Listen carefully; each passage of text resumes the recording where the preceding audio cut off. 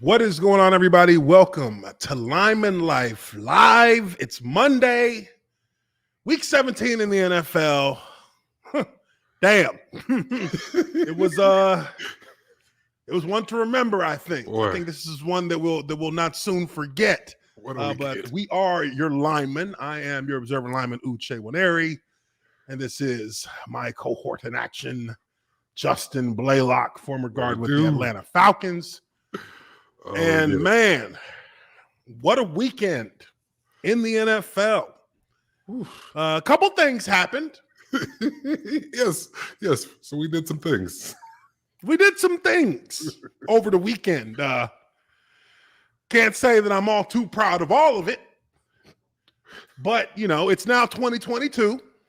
So we're going to start it fresh here. And what better way to start off the new year than with a sighting of something that we all have or should have at least gotten a little bit used to at this point, and that is Antonio Brown doing something. This is clearly the biggest story. Well, I mean, there are a few big ones, but this one is a big one that are circulating around the NFL right now. And I think that this one is obviously going to be the one that most are going to talk about and dunk on Antonio Brown for. But let's just have a look at this video. I know you guys have seen it, but we're going to look at it again so we can kind of go through this together and just kind of enjoy the train wreck as it happens in slow motion. There were people who tried to stop it, but it just wasn't something that was going to be stopped. But here is, ladies and gentlemen, Antonio Brown, the clown. No, don't do that, bro. Don't do that. No, get out of my way. Chill. Hey, man, chill. What you doing? We in New York. What you doing, bro? Everybody go next. Oh, what is he doing? Hey, what's he doing? He's taking his pads off. Oh, I think there's a bee in his pads. Oh, nope.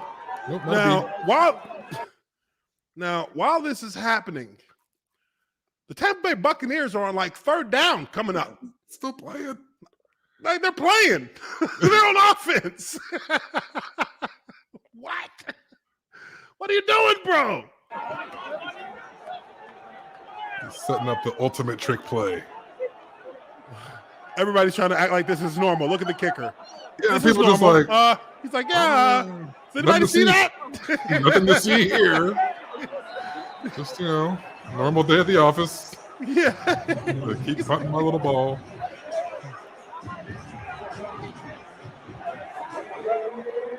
This part is. Come on, man. Why? Wow. Hey, that whole time he's doing his little end zone dance, right? The field announcer is going, it's third down. Like you've literally abandoned your team on this during a third down. And not here. In a way like not in the way that anybody a rational person would go about it. I mean, if I was going to do something like this, I would have snuck off, like crawled under the goddamn some kind of tarp. You know what I mean? You would have just disappeared, right? You would have just gone away. Yeah, I just wouldn't be there no more. But this guy is doing jumping jacks and giving people the peace sign, the ones. I mean, he took his shirt off. Like it's cold in New York right now. Yeah, right. He's showing his whole ass. He showed his whole ass to the world, and rightfully so. People had questions. What the fuck is wrong with him?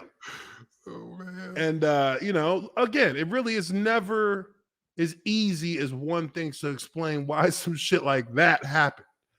But let's go through it a little bit, because people have their theories as to why this type of thing happened. Well, some people were saying, hey, it's for the money. Maybe he got held out of the game when he wanted to go in. He got benched.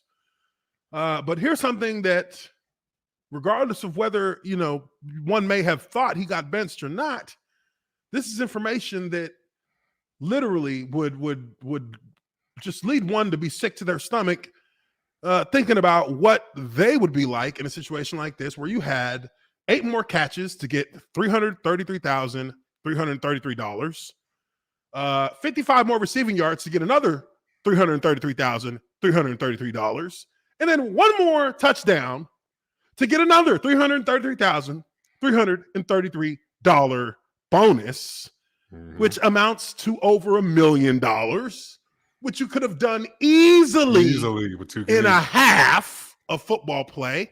The week before, he had 10 catches or 8 catches for Thomas 100 and something yards receiving. They were force feeding him the week before. They were force feeding him the ball. He must have gotten somebody's ear, like, hey, look. I mean, shoot, he came back from that suspension for the fake COVID card. Oh, man. And it's crazy. Like, that is a lot of money. That was a cost. That was $1 million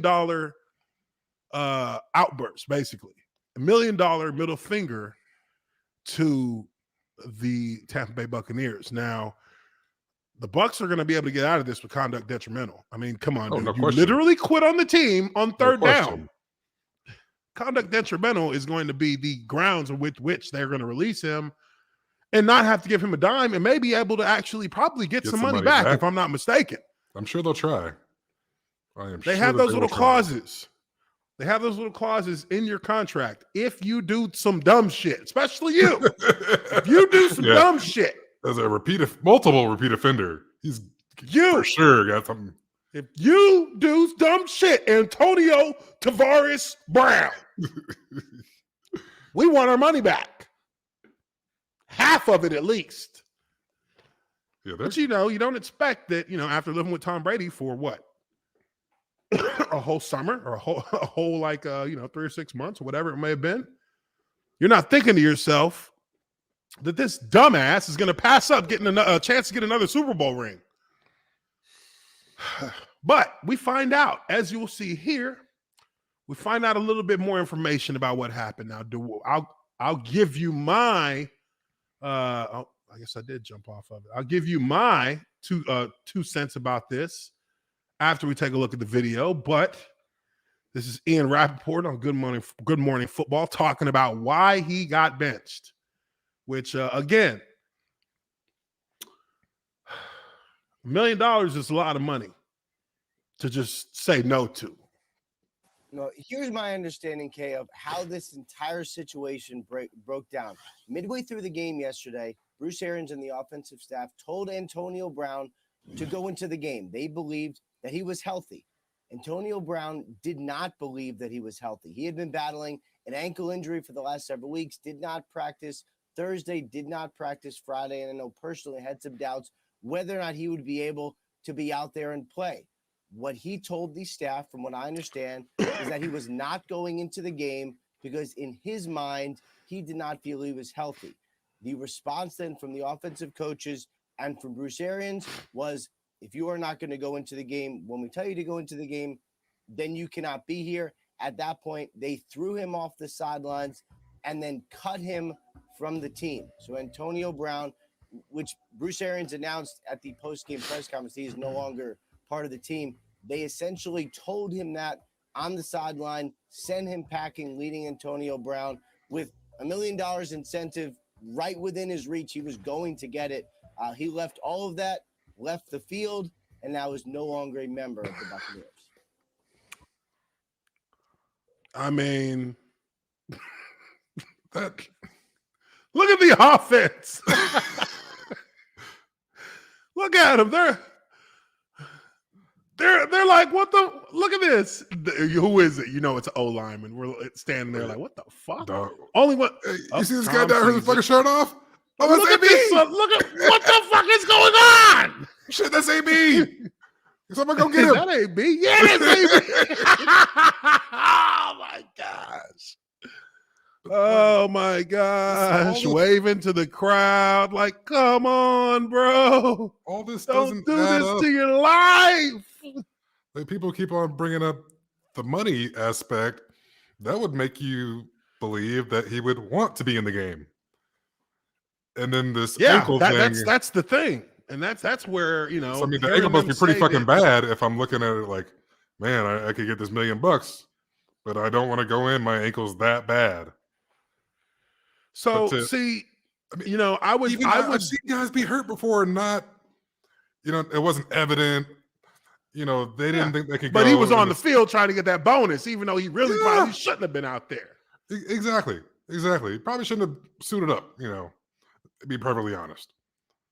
But this is At the same time, I've never seen where it got to the point where the staff is just like, you're not on the team anymore. Even before the antics, obviously that kind of forces their hand. You gotta, save face at that point.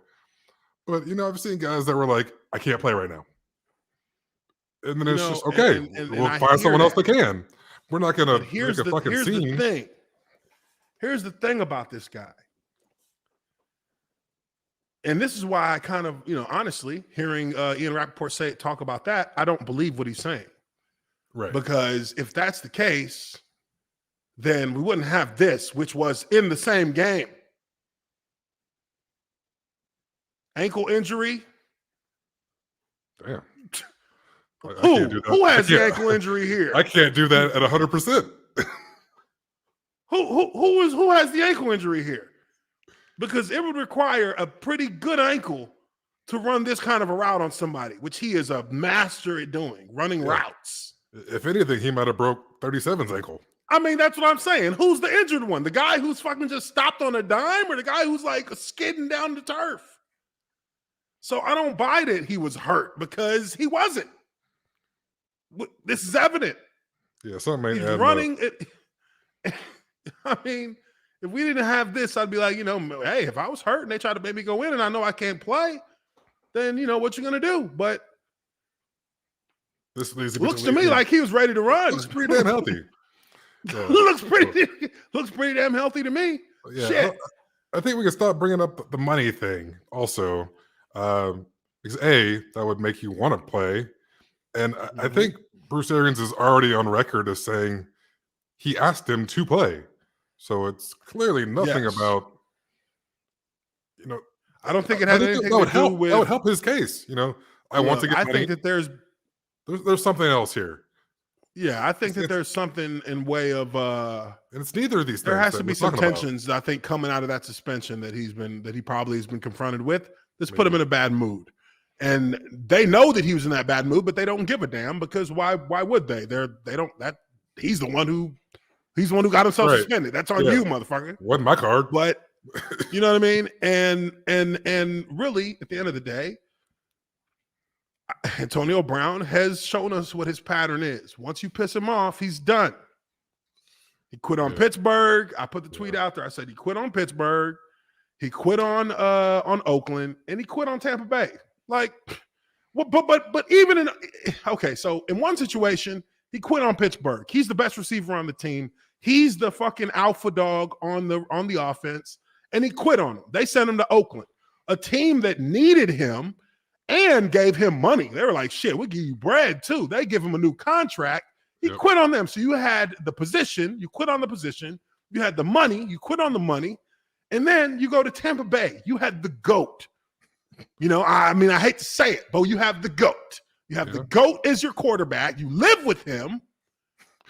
And, apparently this changes you, and you're now a respectable human who does want to be a team player, apparently. And you get a Super Bowl championship ring, and you scored in the Super Bowl. Like, everything that you have worked for, everything that you have fought for, everything that you have, somehow gotten away with has allowed you to be in the position, the ultimate position. This is the best spot you can be in. It doesn't get no higher than this. And you said, fuck that shit too, and you tossed that into the damn garbage bin. And now you're recording rap music. You're recording. He dropped a new solo single after that. Of course. He dropped a single. Not? Check out my new single, y'all. Check out my new single. It's hot. I'll have to get the most clicks ever. I mean, he probably done made a nice little chunk of change off of that. But even at that, I mean, where's the video? Hold on. Let me pull it up real quick. This is Antonio Brown And his Uber driver. I mean, if you've seen this shit, man. Yeah, this takes the cake. I mean, Uber driver was like, Uber driver didn't even like let this cat talk. Wait, this was his moment to shine. Yeah. Okay, so let me pull this up. Let's see. Oh well, I guess that's a parody of what he did. But here we go. Here's the actual video. This is Antonio Brown after the fact. He didn't even get to fly back with the team, which is you done fucked up when they like you can't even fly back with us, bro. Like you got to go find your own way home. You know what I mean? Like we'll send your stuff. Let you know. And he probably left. Before they actually like were able to tell him that, but they probably were going to tell him that. I would have. I'd have been like, "Yo, bro, you got to find another way home." Yeah, you can we'll get a forwarding address from your agent. Yeah, we'll send all your shit to your house. But here we go. Here's the YouTube driver. I mean, the Uber driver, who's I guess taking Antonio Brown to the studio or something to record his new single. But here we go. Go viral out here. It's nothing short but viral. Hey, Bizzle, talk to him, Cheech. Come on, baby. Man, listen, this is gonna make my nephew. You know what time it is. He's like, I don't even give a fuck what he's saying. He's just, right. he cut him off, start talking. I'm viral, baby. I'm viral. I'm viral. So I mean, he's not even like getting viral for the right reason. He's getting viral because people are wanting to just continue to dunk on him. But no explanation. As funny as it is, I mean, I feel bad for the guy. I mean, it has to be something going on in the head. Oh, 100%. 100%. I mean, all the guys around him have come out, and without directly saying it, like, hey, look, try to have some empathy for the guy. You don't know what he's, what people are going through. Yeah, we hope he is able to get the help he needs. Obviously, there's some more going on here that meets the eye, and that we'll probably ever be privy to. Be perfectly honest. Oh yeah, of course. Yeah, no, you're right, 100%. I think that there's probably a lot going on that behind the scenes. It's probably a lot of triggering and stressing things. I mean, he's getting sued by a number of people, which that's been going on for a few years now. He has these, civil suits with allegations of sexual misconduct that are floating over him. I mean, those are things that are probably pretty stressful. And then on top of that, he thought things were going smooth in Tampa, and then all of a sudden he gets suspended. And, look, I mean, the guy is a wide receiver who is, probably one of the biggest, most egotistically like inflated individuals in a locker room. When you have that vision of yourself and you have that vision that you're the greatest or that you are, untouchable or you can or everything you do is justified, right, then you tend not to have many friends. You tend not to have many people who are willing to back you for too long because they're just waiting for the next time that you go off. You're a ticking time bomb to them. Yeah. And I think that that's kind of where he finds himself now. Now, that's something that, it's not anything we can change. It's hard for a locker room to change that because at the end of the day, those factors that triggered him into being into having that attitude when things got, a little bit out of sorts, those things exist in every team. It's going to happen with every team. So it's just really a matter of when. Yep. Let's take a look at some super chats here. We got Joe Bastion, $5 super chat. He says, I don't usually watch your Monday night stream, but after work, I'm watching this one. By the way, you need to join us with the clown emoji on Twitter. Woo! Duval is calling for me. They've been calling for me. Come on, Ooch. Join us. We'll see, man. We'll see. Let me give I feel like I want to give we'll talk about that in a minute. Let's keep going through this. Keep that bridge intact. Jason Gaines for $5. He says the Bucs are one and done in the playoffs. They will not be going back to the Super Bowl. Enjoy the chaos, Brady. You advocated for the clown. Yeah, Antonio Brown has gotten that nickname kind of attached to him as well over the last few years. That Antonio the Clown Brown, because he's just doing things that are just self-destructive and, hugely impulsive. And I mean, at the end of the day, you really got to think about whether or not it is CTE that's affecting them, because that's one of the core things that it affects for people who have an advanced, for athletes, any athletes who are involved in violent sports, where your head is used. That means soccer, that means boxing, that means MMA, that means football. There is, they have found CTE in athletes from all of those sports. So you have to assume that it is 90% of everyone, 90 to 90, really like 90, probably 95% of every one of those sports. Everybody has it. It's just a matter of what degree. And we all know perfect. The way he hit Antonio Brown, knocked him unconscious. That was a helmet to helmet. And, vicious helmet to helmet. Perfect is like out of the NFL because of that shit. But I mean, he had multiple offenses. He had multiple suspensions. I think that was the worst. But I mean, he was out here like headhunting, basically. Yeah, he was headhunting. Like he was doing that on purpose. And, trying to play it off after the fact. And it's like, nah, man, come on, dude. You're not fooling anybody here. Let's see. But, I think that there might be something to that. I think that there might be seriously something to that. Because, I mean, this is like a pattern. It's a pattern. So his brain is reacting the same way to every situation without any type of like real process to analyze what are you doing. Yeah, it's been proven to have effects on, behavior, decision making, all Mood these sorts swings, of things. yep, decision making.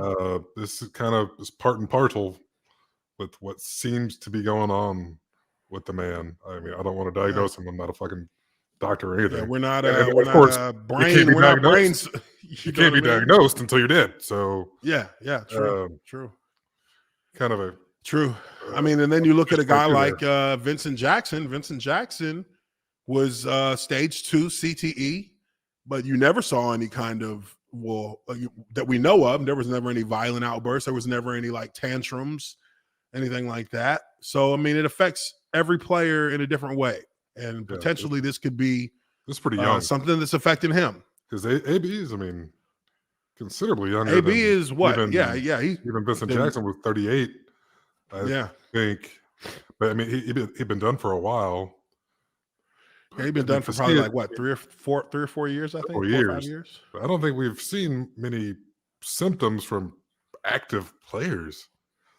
It's just fucking terrifying. I mean, honestly, you think about it, you're not seeing it from active players because your active players are occupied all the time. So it's kind of like their time is so filled in that you don't have the time to actually. And what's he had the last month? You don't see it. Exactly. He's had the time. Exactly. Another super chat here from Jason Gaines says, Uche and Justin, did you see Matt Ryan get robbed of a rushing TD yesterday? I wonder what drugs the NFL New York City replay offices were on yesterday. Rigged. Have we seen that? Let's pull that up. Yeah, I'm looking for this now. I didn't catch this. I didn't catch it neither. I know I saw something on Matt Ryan trend for a while, but that was, I was just thinking that maybe it's because the did they give him a taunting penalty?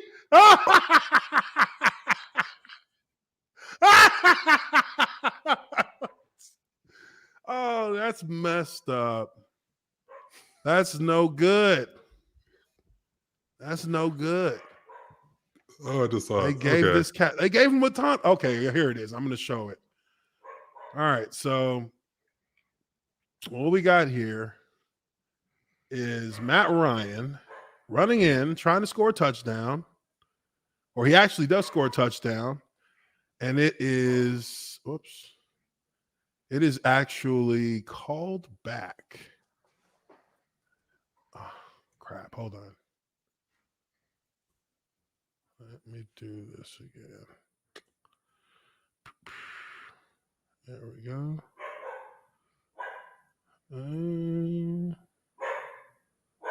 There it is. All right, so this is the actual score itself. And this is what they're going to get him for.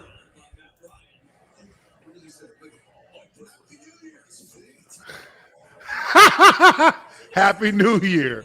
And he gets the penalty. They give him a penalty and negate the actual rushing touchdown, so he doesn't get the score. Quarterbacks can't even enjoy football anymore. Can't even be emotional about it anymore. Wait. It's crazy. Surely they just said he was down, right? Did they say he was down? They gave him a taunting penalty. That wouldn't negate the score, would it? Would that it? would just be a longer. No. There's no way he was down. I'm looking at the video. There's no way that they could say he was down. Wouldn't that just be a longer extra point? Oh, wait, but he didn't get touched. So even though his knee went down, hold on. Did they really give this cat? Hold on. So how did he get quarterback slides? But if you give yourself up, that slide, the ball's down where you start sliding. But he went head first. I'm confused by this. Hold on.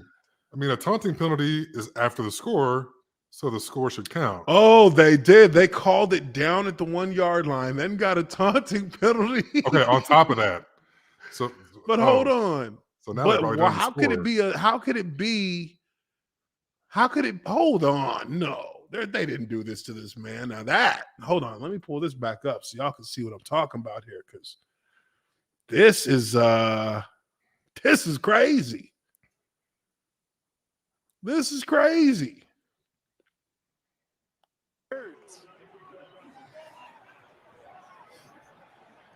So there's the touchdown by Matt Ryan. I think, what does he say? Look at. Oh, he puts Happy the ball New right Year. at his See? feet. Happy New Year. Poyer. No, okay, so this is what they did. They said, no, you're down at the 1, even though he's not even touched. But he has to be touched. Down by Matt Ryan. Right. So you can't tell him that he's not. He's not down until somebody touches him. His knee hit the ground. Yeah, probably right there. A head first slide, you're not on a head first slide. Unless he hasn't been touched. He's down now that he's getting touched. That's where he would be down if he were like in the field. But he already broke the plane. Yeah, and he didn't get touched. I could dive forward and crawl 20 fucking yards if no one touches me. For real, if nobody touches me, I can crawl from the 5. I don't understand. Just army crawl. It's a touchdown. Okay, yeah. So maybe he did get a job there. Damn, refs. They put him right there, too. Like, yeah, you're a full yard short. Wow. But yes, if you do go full feet yard first, short. If he was sliding feet first, from the 1, you get the ball at the 1. Yeah. Like, this doesn't make any sense. That's a touchdown. That's bad. See what I was saying about forward progress, people? Even with this, the referees, they're like, oh, well, the NFL refs know. They're saying that it was forward progress when Purdue beat Tennessee, right, in the bowl game, for those of you who've been keeping up. And I was telling people that that's just one referee's take. If you get 10 NFL referees together and ask them to judge a play like this, one of them is going to say that this motherfucker is down at the 1. And that's how stupid it is. There's no consistency with how the NFL call or coaching, refereeing in general, call these kind of like bang bang plays. Like, there's no way in hell this is a down. That he's down here. That doesn't make any sense. This crew will not be working in the playoffs. The goal line. Oh, hell, yes, they will. I guarantee that. They're gonna fuck somebody over. Maybe the wild card round, but bitch, we can't have y'all on the divisional round. This is a touchdown. There ain't no way. And then you give him the bullshit taunting. Then you can give him the taunting. But really, is this really taunting here? Well, I think you can't throw even if he spun the ball at his feet, I don't think you can place the ball near another player. Bitch, I'm Matt Ryan. You better check yourself. Happy New Year. Poyer with some choice. And then it looked like he was laughing too. It looked like he actually laughed, like, and then they throw a flag, and they're like, "Yeah, you're fucking, by Matt Ryan. You're getting 15, and you're getting a fucking fine, buddy." Can you believe I ran that in? I can't even believe it.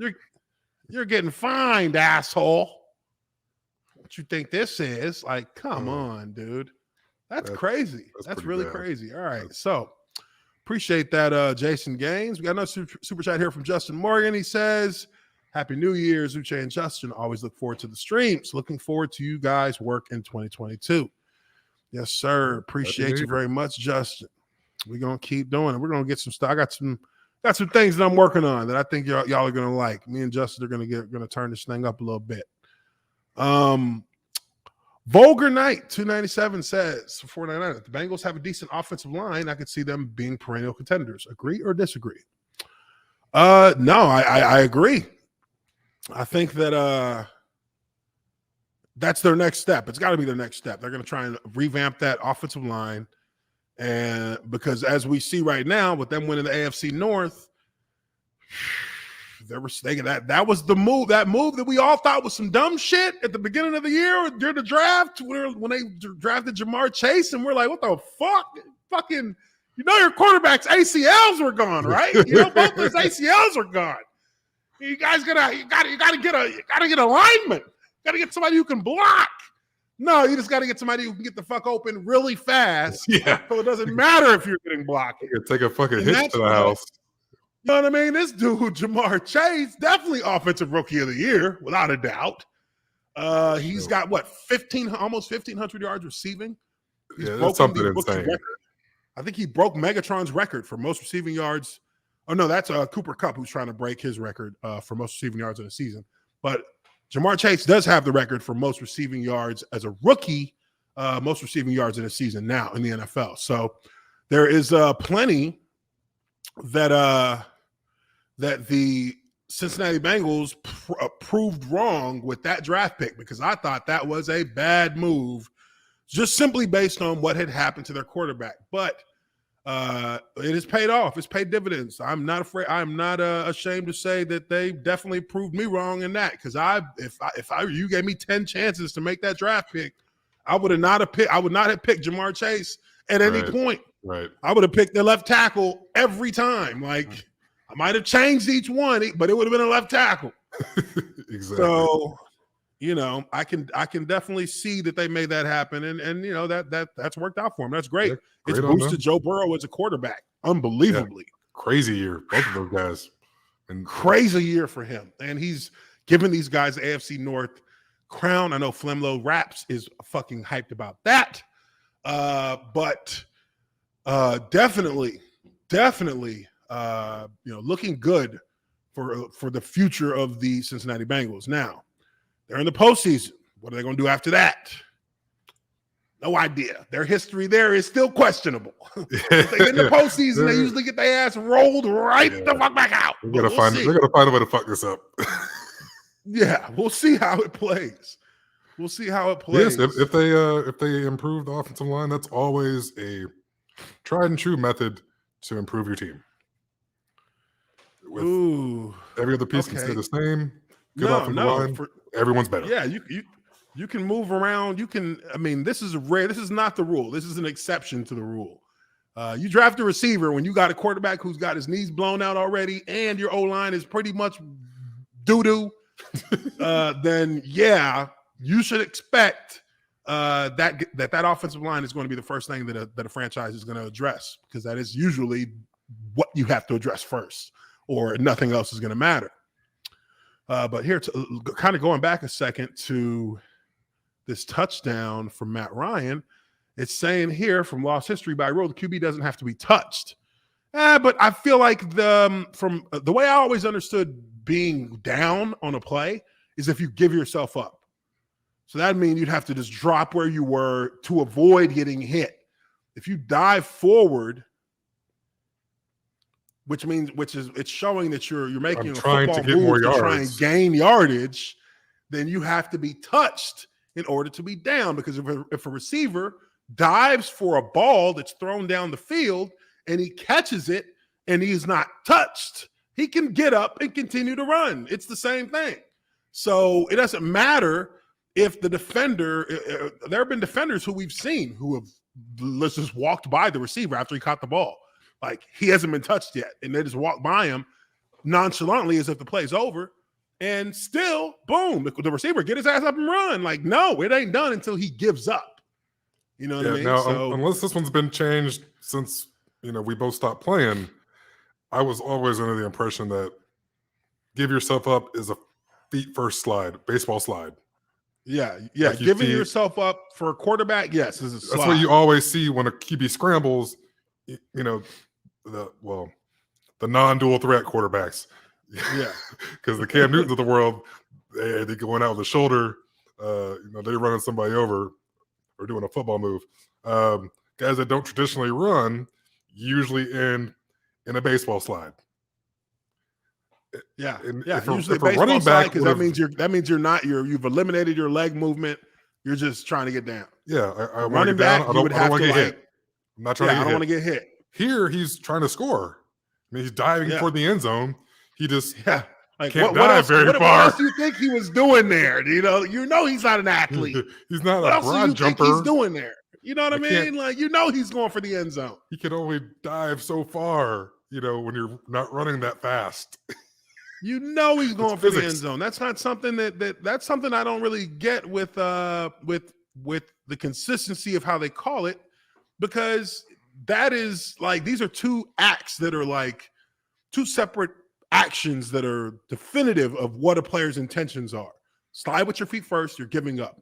Dive with your freaking shoulders and your head first, you're trying to break the barrier. You know that. Yeah, trying to break the end zone barrier. Back in the day when John Elway in the Super Bowl dove and got fucking helicoptered around 27 times. I mean, he was diving to make a play and score a touchdown. Now, granted, he was a little closer and, jumped into the air. Mm-hmm. We didn't call him down where he jumped from because he was, extending the ball, trying to make a play, get points. Now, if the rules changed, in the 7 years I've been out, shame on me. Well, here we go. Lost history says it's a new rule implemented to protect QBs. If their knee hits the ground and they get popped, it's considered. No. That's not how it works. TV? This is not on Q. That's not how to implement it to protect QBs. Because once a QB runs past the line of scrimmage, he's considered a runner. He's not considered a quarterback anymore. So the only way for him to be able to give himself up in a way that will keep him protected would be to slide. You've never seen a quarterback dive forward and get hit and they call unnecessary roughness. That doesn't happen. Because when you're running forward and you don't slide, you are a running back now. They can hit you like they would hit a running back. That doesn't make any sense. If that is true, I'm the quarterback too shouldn't be lazy able to to look dive up at the all. NFL rule, but I feel like I'm going to have to do that because now we're kind of trying to. And this is the you know what that means that this is just proof that the NFL refs ain't shit. That we still got to look up rules on what's giving yourself up and what's being down or not. NFL rules. That is the case. Like quarterbacks should never dive down. Fuck. Unless you're clearly going to score by contact, or so if the defender wasn't there, are we saying that he still would have been down at the one if he didn't get touched at all? Because he didn't get touched till after he crossed the plane. So this guy's saying that once you dive, you're just down.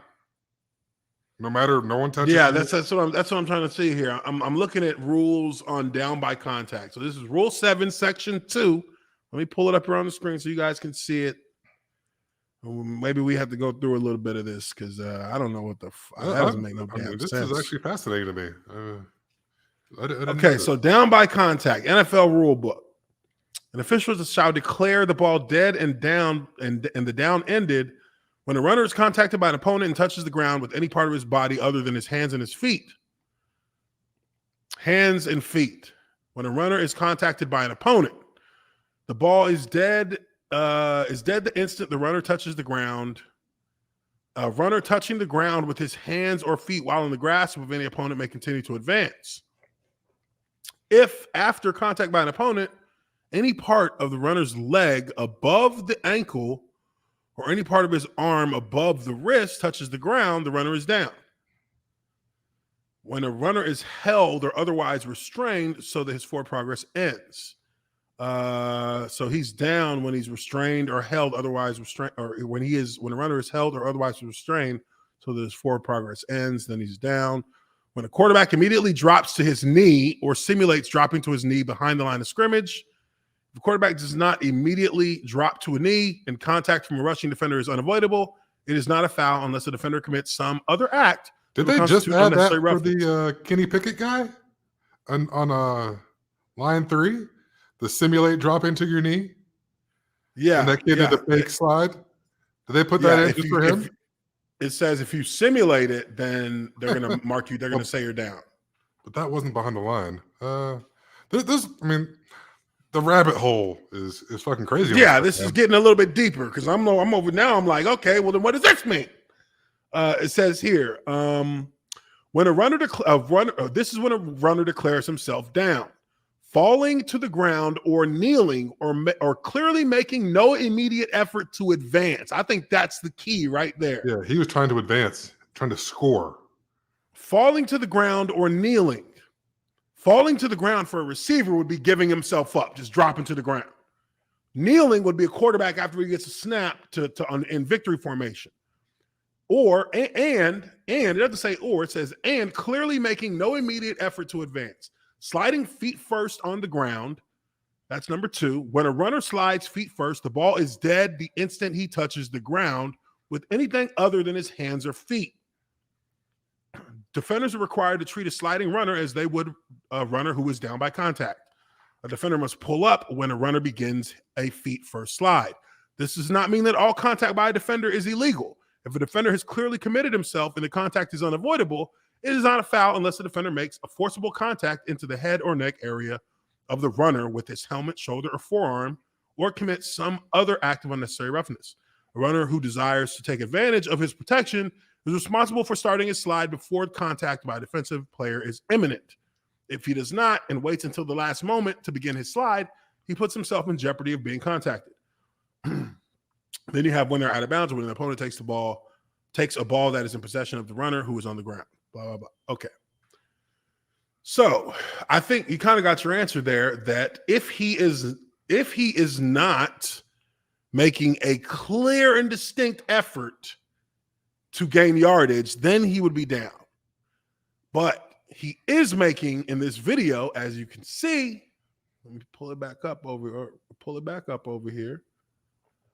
He is making an immediate effort to score. That is what he's doing. He's trying to score. So there's no reason why this should not be a touchdown. It is a touchdown. It is. He's trying to score. By Matt Ryan. I think. What does he say? Look at. Oh, he puts Happy the ball New in Year. his See? feet. Happy New Year, bitch. So that's crazy. The NFL, that's a pretty straightforward rule. I think it's pretty straightforward how they laid it out and how it should be seen. And it's pretty straightforward as to what we actually have here. And somehow, some way, with review, with them being able to review it in New York, they actually fucked that up. You saying there's some home cooking there? I mean, Buffalo could. They had to have this one, homie. They couldn't fuck this off no more. They already gave New England the division. Right. They said we got to get in now, man. We can't even keep messing with this. Oh wow.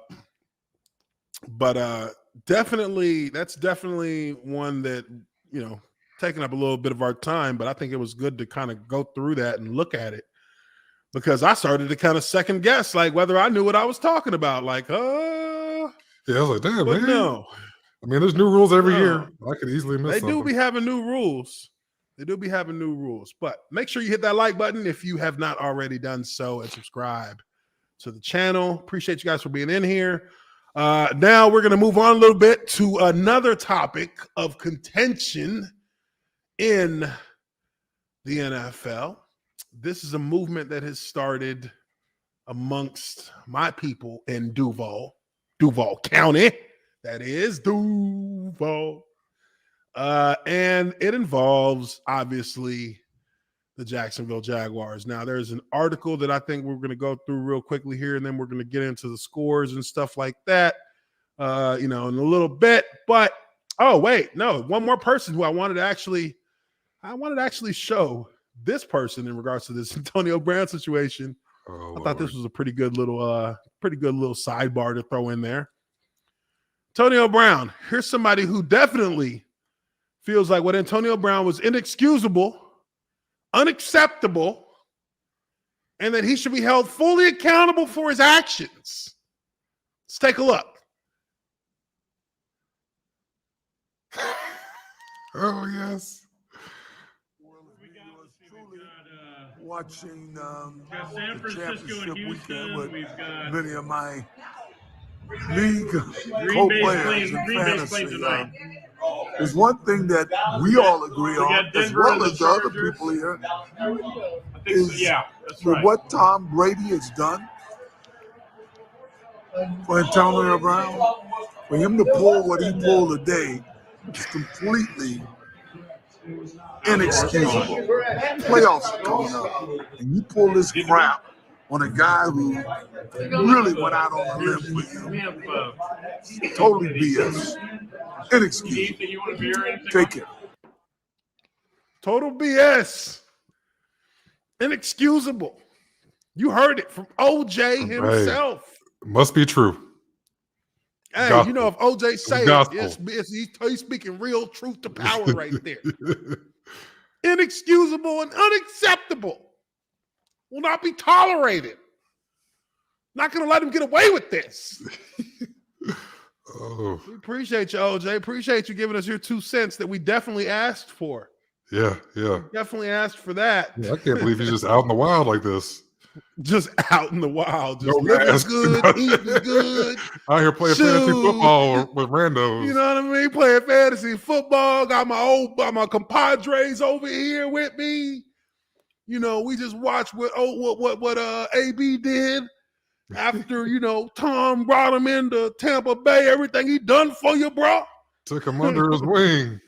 So now he's Steven. Now he's Steven from Django.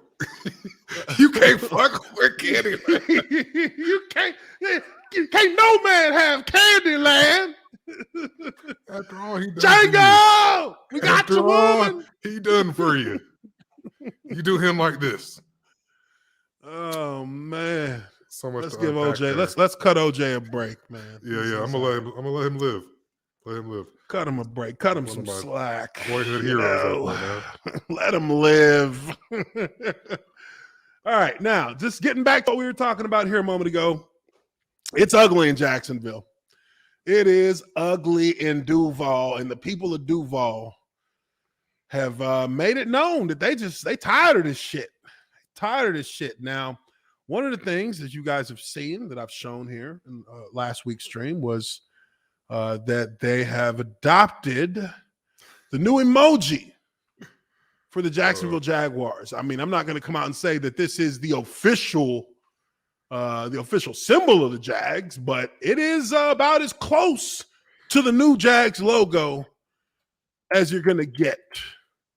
And it's aimed directly at the owner of the Jacksonville Jaguars, Shad Khan.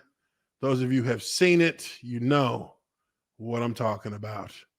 The clown with the upside down frown of a mustache. Shad Clown is what they are calling this thing. And it is taking the NFL by storm, or it's taking the Jaguars fan base by storm, rather.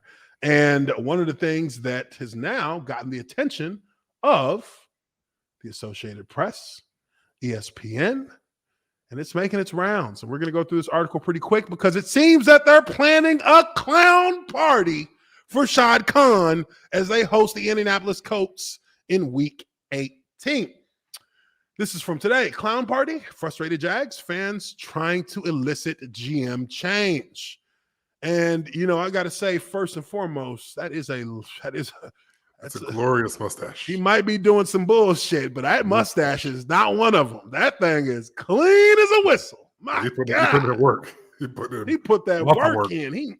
My God, he conditions that damn mustache. He's a Dapper Dan man. Dapper Dan to the fullest. That is product. Now, just to kind of kick off going through our scores and stuff. The Jaguars got the shit beat out of them by New England in New England, 50-10. Yeah. Woo! And this is kind of triggered some things in Jacksonville. People are, I mean, it's, what do?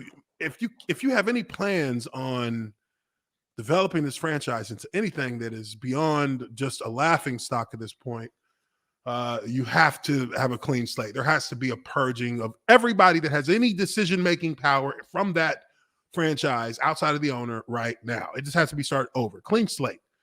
Well, Shad Khan has refused to do that. He's keeping Trent Baalke, who is the guy who picks players, that are on your roster. And usually those guys are pretty much a representation of how good you're going to be or not. And the Jaguars have had him for, a year and a half now as a GM, and he has been pretty much garbage. So you probably picked your coach as well. And he helped pick Urban Meyer. He reinforced that stupid fucking move. And not only that, he's also going to be part of picking the head coach this time. So, I mean, what are we really changing here? But anyways, let's get into this article. It's not super long. We'll get through it pretty quickly. It says, if a 40-point drubbing at New England didn't get Jacksonville owner Shad Khan's full attention, then what's being planned for the team's season finale just might. Frustrated fans are revolting against the Jaguars and have Khan in their crosshairs. Hundreds, if not thousands, have changed their social media profile pics to a clown donning Khan signature mustache. And they've started replying to every Jaguars post or live feed with countless clown emojis. Wow, they're going to troll them into submission. This is funny.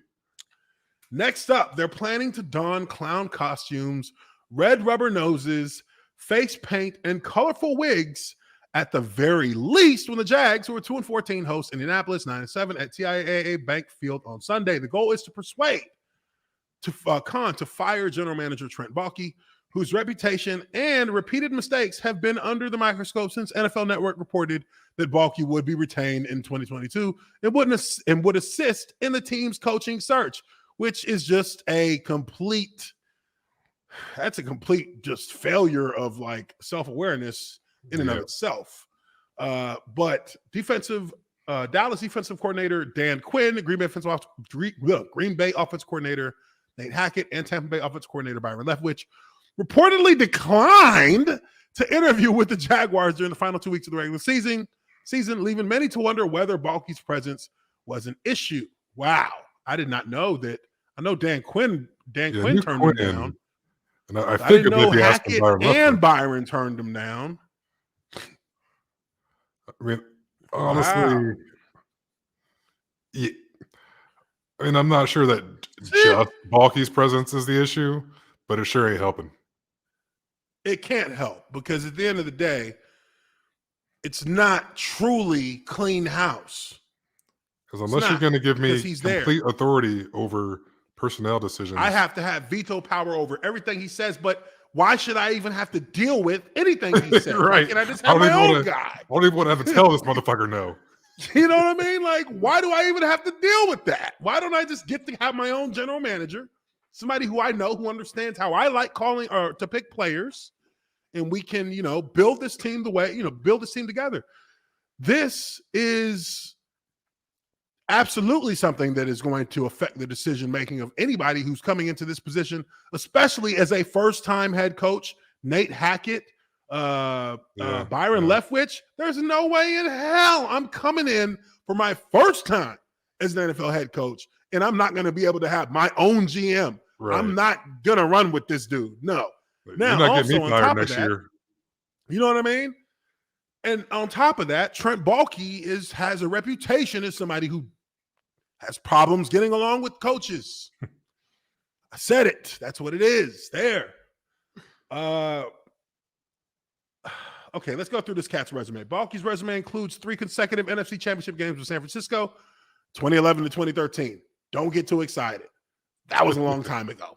That was a long time ago. That was at least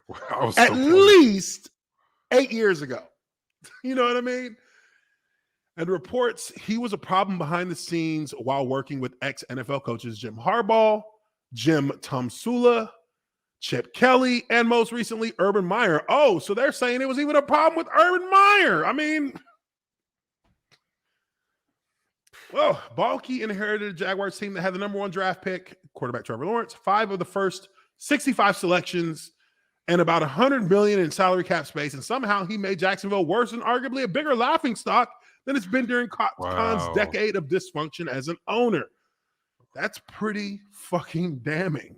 Yes. For them to just lay your ass out like that. The Associated Press. They say, oh, you've had over $100 million to spend in one season, which really, that's, you know how much money $100 million is on the salary cap to spend? Yeah, I mean, look what New England That did. means you've given everybody, you can give 10 players $10 million a year. Or go out and get some new ones. I mean, granted, New England's a little bit different situation because they had guys opting back in. Yeah. It's not like they just went and spent that money, which they spent like 150. But they also didn't have a number 1 pick. They had number 15. Yeah. But either way, but they had $100 million. To spend 100 and get worse. There's no way you should.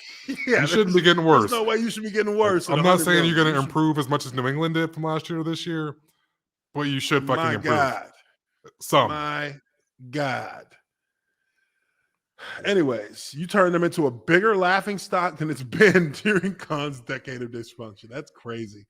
Khan fired Meyer on December 16th, and in 3 games since, Jaguars have been outplayed by equally woeful Houston and the New York Jets, and then thoroughly embarrassed in a 50-10 loss at Patriots on Sunday. It was just 4 years ago Jacksonville and New England met in the AFC title game, with the Patriots eking out a 24-20 victory after trailing by 10 in the 4th. Jaguars are 14-50 since and have parted with nearly every starter from that team. Shit. I mean, how does that even happen? How does that happen? How do you so fast? How does it so quickly destroyed? Like, you don't even want to hold on to success for a little bit of time. You know what I mean? Just enjoy it for a little while. Like, it feels good being an AFC Championship game, bro. Let's do it again. Like, at least, do like 3 more times. Let's run it back before we start sucking again. They waited less than 6 months to be sorry again. With 2 Super Bowl appearances, the Pats are 40-25 over the same span. With 2 Super Bowl appearances, are now returning to the playoffs for a 3rd time. I haven't been around the NFL long, so I really still don't even know how everything completely works. But I'm just trusting who is in leadership positions, Lawrence said. At the end of the day, my job is to be a quarterback and to lead this team, and I can only do so much. And that's what I'm going to do. Yeah, he's basically like, I feel bad that. What do you want? It's a shitty position. He's in a fucking terrible position. You have a little more juice than that. Not much. I mean, if you were Aaron Rodgers, yes. Or if you were, someone of that ilk. Not there yet. But could be. But I mean, a rookie if they keep quarterback, bringing in fuckers like this, you will not be. Yeah, if you want to avoid being, that 1st round pick that does this, you better go up there and start, throwing some weight around. You need to understand that you're the number 1 overall pick, and when you see that there's just complete incompetence happening on a decision level, then in a very subtle but still somewhat blunt way, you need to put that out there for the world to see, because the only way you can make them change is by embarrassing them. Yeah. That's the only way that they'll change, because you can tell them whatever you want. Look what Russell Wilson tried to do. Russell Wilson tried to tell his team, and he had the clout. He had the clout. Yeah, you're right about that. He had all the juice to do that. I mean, there shouldn't even have been a question about it. Like, they should have spent $50 million on 3 new linemen. Right. Just because he asked for it.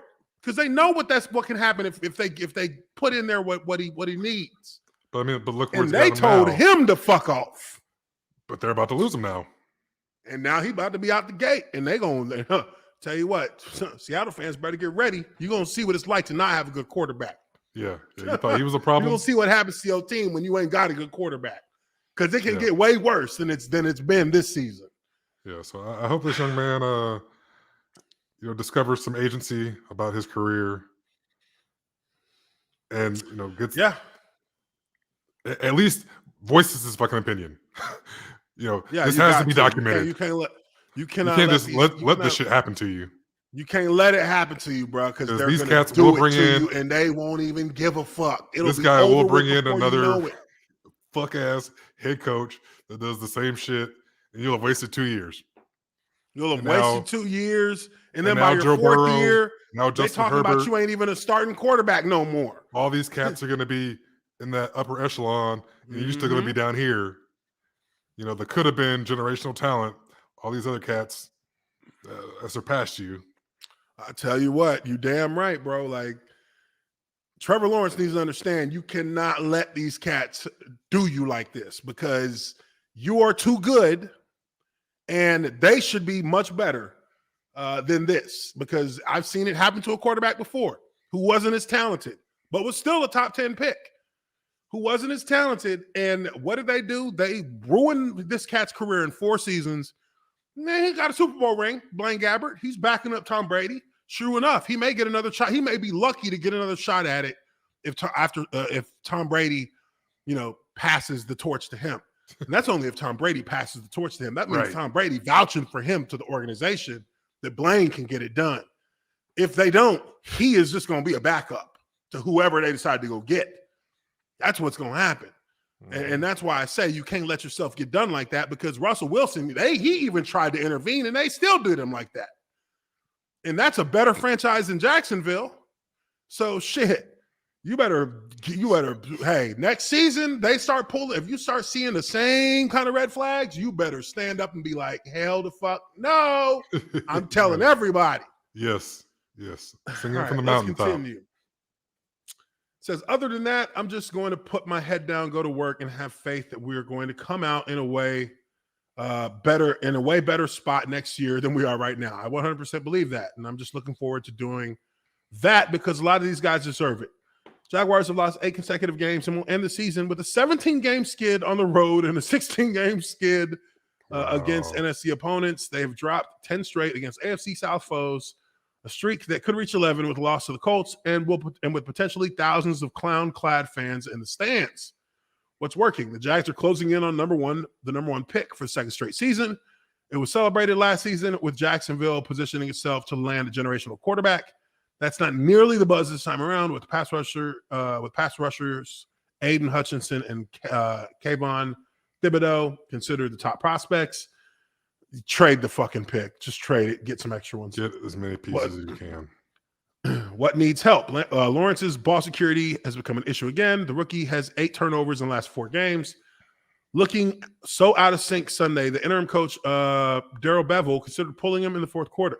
Stock up. Laquan Treadwell has at least 4 receptions in 6 straight games, making his case to return next season. First-round pick by Minnesota in 2016. Treadwell has 30 catches for a career-high 410 yards. Stock down. Whatever chances Jacksonville's assistant coaches had of returning next season seem to be dwindling. Yes. How do you dwindle from 0? Dwindling. How do you dwindle when you're already at 0? Your shit should be back, buddy. Your shit got Thanos snapped 3 weeks ago, cuz. You got to have your realtor. Done. He's just waiting on it. For sale sign out. Key number 6. Number of consecutive wins. Yes, wins the Jags have at home against Indianapolis. The Colts last won in Jacksonville in 2014. Yep, I remember in 2013 we played them bums and beat the life out their ass. That's when that's when I think Maurice broke. No, that was the year before that. Never mind. But yeah, they don't come to Jacksonville and win usually. Let's see. Next steps: finding the right coach and general manager combination who can help Jacksonville end its losing ways. So, it appears that the Jacksonville fan base is going to have a little present for these Jags once this game against the Colts comes into play. Now, I've had a number of people ask me to change my avatar to the clown on Twitter.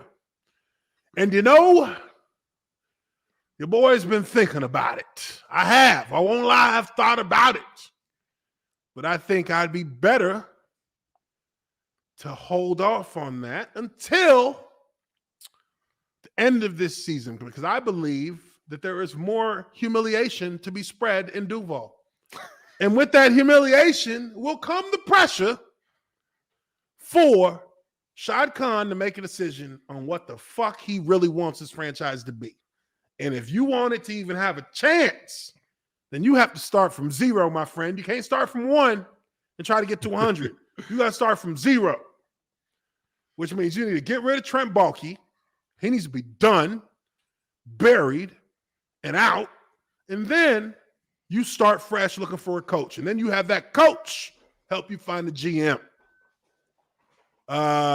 This is not a situation that I think Shad Khan can come out a winner, because really he has kind of spent up the rapport that he has with the fan base in Jacksonville. So it's going to come down to whether or not he is willing to just admit the fullness of his folly and just fall on the sword, fire Baalke, get it over with, and start over, so that the people can so you can get people to forget this craziness. Because look, I know that we all think that motherfuckers got short 24-hour span attention spans, but fans ain't gonna forget about this. Nope.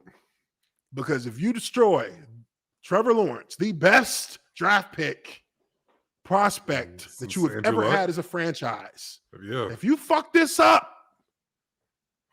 you might as well sell this. You might as well sell that goddamn team the next week, because there ain't gonna be a soul in the stadium after that. There ain't gonna be a. And I mean, look, and I'll give you my honest opinion. My honest opinion about Trevor Lawrence is, if he had the kind of coaching structure that Mac Jones has, oh boy, he would be he would be the top rookie quarterback this year. If you would, I mean, we would be talking about him in the same kind of talented breath that we talk about Joe Burrow right now, and how he's turned that franchise around and carried them. Even though he hasn't had like the most perfect times season, he has played well enough to carry the franchise with Jamar Chase. We would be talking about, Trevor Lawrence in that regard. If he had the talent around him that Joe Burrow had, he would be a 10-win quarterback. Yeah. I think in his rookie year, I think he's got it. I really do. I think at this point he's playing to try and make things happen on his own, which is not going to work in the NFL. You can't do that. As a quarterback, you need people helping you. You need to have talent that can come through for you in situations, and he doesn't have that. And that is what is, at the end of the day, is the difference. And that's why he looks bad with his turnovers, because he's extending himself a little bit. Yeah. And I think that those things will pay dividends the moment he gets talent around him that can complement his kind of will to play forward, at their position as well. So, it's really, it sucks. It sucks, but he's a young kid, and so long as the franchise figures it out, which it doesn't look like they're doing that right now. But if they do at some point turn this shit around and actually get rid of Baalke, then they may be in a much better position. Yeah. But right now, it's just not not going to happen. They got to do it happen. soon, though, because once that confidence goes, it's done. It's over with. It's gone. That toothpaste It when is it comes dead out, in the water. Can't put it back in the tube. It is. You can't put it back. You can't put it back. There's also an article from Michael DeRocco on ESPN that's talking about it, and it's not, it's just really not pretty, and it's more of an analyzing of Trevor Lawrence and how he's performed this season. I'm going to look through it real quick, and we might go through a little bit of it. I initially wanted to talk about it, but I think that we'll hold off on that one. I'll hold that off for another day. Let's get through some of these skizzors while Justin's grabbing himself a little drink, something. Let's get through some of these scores here. And let me pull this up. Let's see. Okay. Week 17 in the NFL. Eagles. Oh, my goodness. The Eagles beat the Washington football team 20-16. Obviously, one of the key moments during the course of this game was the fact that the FedEx Field Stadium is so completely busted that Jalen Hurts, while walking through the tunnel, getting ready to go through the tunnel, is greeting fans, and of course, the stadium begins to collapse. The stadium begins to collapse right around us. And I'm going to pull that up here so you folks can see it. Because this was some bullshit. Was it Washington that a few weeks ago had like sewage falling out? Sewage, yeah. They had sewage busting out of their shit. They had sewage busting out of their stuff. And let me, real quick before we do that, let me read this quick super chat we got here. Here we go. The Greg, sorry about that. We were talking a little bit about this Jacksonville stuff and got caught up. How about those Jags? Pat's dynasty is back. Fire Chip Kelly, make UCLA great again. Appreciate that, the Greg. We got Mexican Iron Man for $9.99. He says, "Great show, guys. Can't wait for you guys in the playoffs." Oh yeah, we're gonna set up our little playoff bracket probably on Wednesday too. Set that up. Let's see who else we got here. We got, I think is that it? Oh, we got $5 here from Uncultured Barbarian. He says, "Happy New Year's, guys. Do you think that Zimmer hamstringing the Vikings rookie QB in public was a good idea?" Ooh, I'm not gonna lie, I didn't see this. I didn't see that. I know that I saw something about Zimmer online, but I didn't really check it out. So maybe give me put a link in the chat to let me kind of check that out and see what's going on there. But as far as I know, them Vikings aren't even in playoff contention no more. So it doesn't matter if he did or not. But we'll get to that as we go through the scores. By the time I get to the Vikings game, maybe we can talk about that some more. Oh, throw a link in the chat and we'll see what we can get. Oh, this is actually kind of funny. So he was asked if he was interested in seeing. So they drafted a quarterback in the third round, Kellen Mond out of Texas A&M. He was asked if he was interested in seeing what he had to offer in the season finale. And he said, "Not particularly." God dang. What is this man doing at practice? Not particularly. Damn. Yeah, that's kind of cold, ain't it? That's kind of cold. Damn, that's kind of cold. I mean, well, they weren't they? No, they were eliminated last week from the playoffs. Yeah, I believe they've been out of contention for a week now. Ooh, so yeah, I mean, that would have been the time if you wanted to see something, you know what I mean? Quality opponent, like you're probably not gonna win. Like, what's up? And he's like, nah, not particularly. That's kind of cold-blooded, real talk. Yeah, I mean, I can't believe that he's still gonna be. I mean, he's gonna be the head coach next year. That's the crazy part. That's a pretty bad indictment for the kid. If you can find a way out of this situation, get the fuck out. That pretty much means we're trying to get rid of him. He's not going to be the guy we thought he was going to be. We can see that now. Don't do no AB shit, but get the fuck out of there. For real. We do not want you.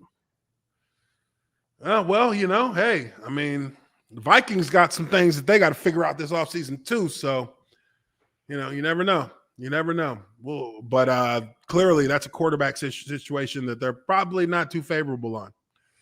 But here is the video. Jalen Hurts walking in. The Philadelphia Eagles clinched the playoff berth later on that day. This was their win, and this is God damn. Fuck, man. That's rough. What was that, like 6? What was that, like 8 feet? Something like that? Yeah, I mean, it's higher than I want to fucking fall. For real, leaning forward, like you don't even get to like break your fall. You just landing on your face. Hold up. Oh, this dude, he took a shot to the head. And look, what is he? Wow. Why is he kicking him? Wow. Dog. What is this guy doing? Is this a photographer? What is he doing? Yeah. Motherfucker. Oh, wow. What is he kicking him for? Wow. Damn. He landed on him. Look at Big Boy. Oh, look like he pinned his leg a little bit. I know it landed on his leg. It looks like. This all sorts of bad. Jeez. Hey, it couldn't have been me. So None of this could have been me. what's the over/under that there's a multiple $1 million lawsuits? For this? It should be. It's gonna happen. Already in the works. They've already. Oh, my one has neck. already been Oh, tried. God dang. I can't feel nothing. Oh, hey, look, you don't even understand this. This, I mean, look at how many people that is. I mean, they're barely even getting a chance to brace themselves. This guy right here. Yeah. Oh, I want 100 million. My brain almost got splattered on the ground. Shit. Yo, his head did fucking hit. Jeez. And then gets kicked by the photographer. Like, and then look at all these people. Oh, we got pictures. There's all kinds of evidence on this. And then they all, I mean, hey, smartest one in the group.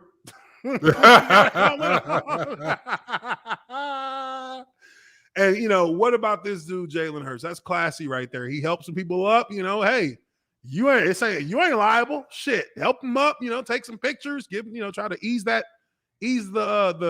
soreness they're gonna be feeling in a couple hours. The concussion that one of them may have. Yeah, these guys are hurt today. But shit, everyone else who works at that stadium is panicking right now. Oh shit! Ooh. I mean, shit, this dude has got to be hurt. He got to be hurt. He hanging on with both hands like, oh my god. Man, I'm glad everybody got up quickly and shit. But yeah, they're gonna be suits. Suits are imminent. Let's just put it that way. Dude, them suits are coming. But The black I'm suits sure are coming. I'm sure Daniel Snyder will say, you can't be leaning on the. Well, I'm not sure they have any. Say? There's no documentation It was that there says to hold. rail. Yeah, it did not do it. It did not understand the assignment. Did not understand it. Look at it though. Hold on though. Like here's a good question. How many people do you think it's gonna take? Like, what's the to get weight? this little what's pole? The rating? You know what I mean? Right. Like, look at this pole. Look at that. That's what's holding it screws. up right there. It's just a couple screws, man. And then look at this. Look at this. What you think is gonna hold? How many people you think that's gonna hold up? It's not even gonna hold my fat ass. You know what I mean? That shit gave way immediately. As soon as they leaned. Boom! Shit. I mean, honestly, I'm surprised this kind of shit doesn't happen more often. Hey, I mean, come on, man. You think any other stadium is using these flimsy ass fucking railings? Come on, dude. They got actual code inspection. I guarantee you 31 stadiums are, up in their shit redoing right their now. entire railing system going around their shit. Right now. What the fuck? I mean, come on, man. We've seen this stadium. I mean, what else have we seen from this damn stadium? We've seen sewage busting out on people's heads. Like, come on, man. Oh, Lord. Get your shit together. They ain't fooling nobody. Shoot. I hope all them people okay. That's all. No, I'm absolutely. Absolutely. Get your money.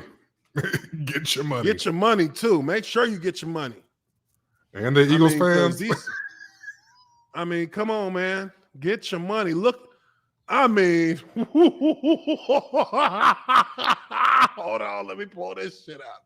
Good God, this is the shit you got to deal with when you go up to play the Washington football team, huh? No one's. This is what people got to deal with, huh? Oh yeah, that's sewage. That's how we celebrate. Somebody flushed the goddamn toilet.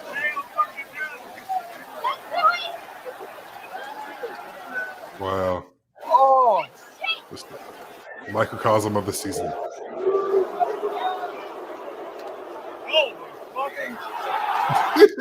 Yeah, somebody flushed. Yeah, because it just stopped right at the end. Oh my God. That is funny. I mean, that's what you got to deal with now? Like, what the fuck? Bad enough my team's getting their fucking teeth kicked in. Now I got and your shit team falling on my sucks. I head. mean, come on.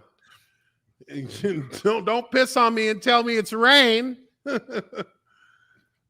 Lordy. All right. So Eagles get that win, and obviously the clown circus show that happened after the fact because of such a bad job in maintenance of that stadium. Kind of a microcosm of the season for the Washington football team. But the Eagles get to win 2016. Rams end up beating the Ravens 20-19. The Ravens looks like they're eliminated, aren't they? I think they're eliminated. Yeah, I think they might be out, and that kind of caps off a disappointing end to their season. The Ravens started the year off; they had a lot of wins that they were pulling in. Last second wins, these thrilling victories. Lamar Jackson carrying them over the finish line, and I ask the question every week: how long is that shit gonna last? Because it can't keep happening. And it didn't keep happening. So now that's a team that's out of contention. Rams are 12-4. They take the division, I'm pretty sure, in the NFC West. And I believe so. That has kind of laid ground for the new power in that division. Seahawks are going to be regrouping. The Cardinals are going to try and figure out a way not to fuck it off again next year. And, kudos to LA. They went, they spent the money, they got the players, and now they're going to be able to make a run here in the postseason. And then you got Buccaneers at Jets. Buccaneers were down 14 points in this game going in the third quarter. They were down. They was getting their ass kicked. And then old Antonio Brown decided, let me go ahead and let's turn the tables, baby. Let's turn the tables, baby. Shit. Woo! Tampa Bay comes back and wins 28-24. 12-4 record. Not bad. Not bad. But do you think they're going to get a shot at another Super Bowl? They got. I just don't think I don't think they get it this year. Yeah, I agree with you, but I mean, I wouldn't bet against Tom. I'm not going to bet again. This is anybody else. This is anybody else. I'd be like, hell no. I mean, but since it's Tom, I'm like, maybe. Yeah. I mean, shit. It's going to be them or Green Bay. More than likely. I would be surprised if Green Bay fucked off their first playoff game. Right. But and for LA or Tampa to end up going through Lambeau, I mean, obviously, I give Tampa a better chance of doing it than LA. But all those other guys around them, and they're not necessarily built like that. But yes, I agree. Better than LA because they'll be going, cross country, and dealing with that weather. And cross country trips to play games are never great. Yeah, they're never great for the team that has to go across the country. It's always kind of a tougher game to play. Yeah, you got the double whammy coming from LA. At least, Tampa is just, it ain't exactly close, but you're on the same side of the country there. Let's see here. So, also moving forward, Titans clinched AFC South for second straight season with a 34-3 win over the Dolphins. I actually thought that this was a game. Well, I didn't think that the Dolphins would win this game, but I did believe that if they could win this game, this would be a decisive point towards giving Brian Flores Coach of the Year, I believe, in the NFL. Because he turned the franchise around at 1-7, and then railed off 7 straight wins. So now they're at 8-8. They lose to Tennessee. I don't know what I think they're still in it for the playoffs, right? Are they? Hold on. Let's see. Nope, they're out. And I misspoke earlier. Baltimore is on the bubble. Need some help. But yeah, and the Steelers are the last team on the bubble. Miami is officially eliminated. Okay, so what's the playoff picture looking like? What do we have right now as far as we know who our number one seeds are. You got Green Bay, and you got Tennessee right now. Green Bay and Tennessee are our number one seeds. And then from there, what do we got? So the NFC is pretty much wrapped up. We got Green Bay, LA Rams, Tampa, Dallas, Arizona. The 6th spot. This is the one that's up for grabs. So it could be, as of right now, it's San Francisco. But if they lose and New Orleans wins, I think they could flip flop. And Philly is locked in at 7. Okay, so 6 is still up. Yeah, 6 is up in the NFC. 6 and 7 are up in the AFC. So we got Tennessee, Kansas City, Cincinnati, Buffalo, New England. Then if it ended today, Indy, and then the Chargers with Vegas, Baltimore, and Pittsburgh still hanging in on the bubble. But that's Vegas is 9 and 7. Yeah. Who saw that? But they got these cats are surprising us. They got the Colts wrong every week. Or one of them will be in, one of them will be out. So this it's going to be it's a play in. Play yourself in. Yeah, this is for all the marbles right here.